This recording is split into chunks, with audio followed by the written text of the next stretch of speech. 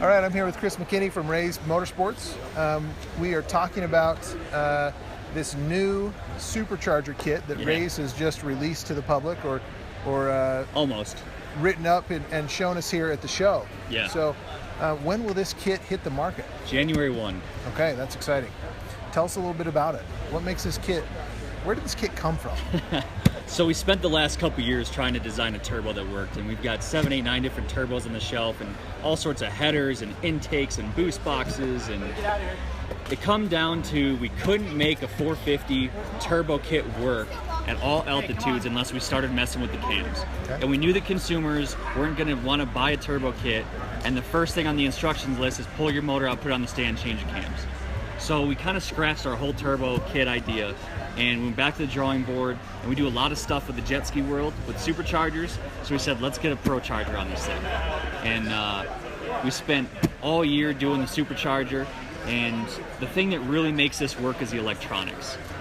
We can still have full boost control through our ECU with the recirculation valve. We can command our valve in any position we want through a real dynamic table, and it just really comes to life. We've got boost at idle, no lag. We can make a nice linear power curve, and it just almost feels electric when you ride it.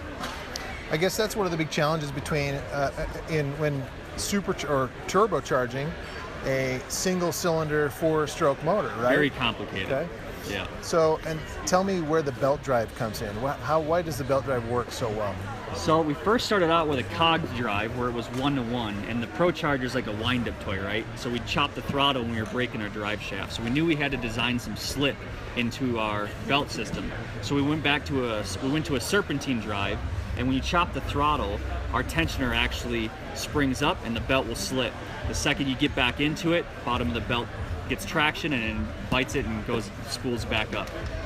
Okay, cool. And why drive this thing off the motor and not off the exhaust like a traditional turbo?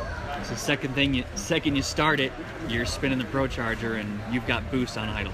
Okay. You don't have to wait for exhaust pressure to come online to spool your turbo. And drivability can be a challenge too, right? It's all in the tuning. Okay. Well, what else can you tell us about the way this system works and why it works well?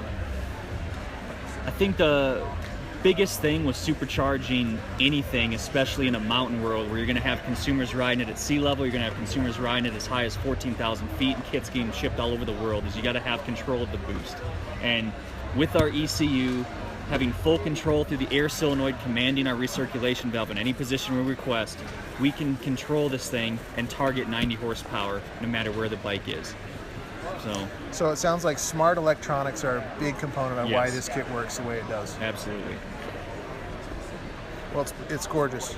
Well, we're excited to try this thing out when it hits the market. It's hats off to you for coming out with a product that is truly innovative. We've never seen anything like this. Now we're trying to raise the bar. So, way to go. You guys will be some of the first guys that get it out and get on the snow and see what you think.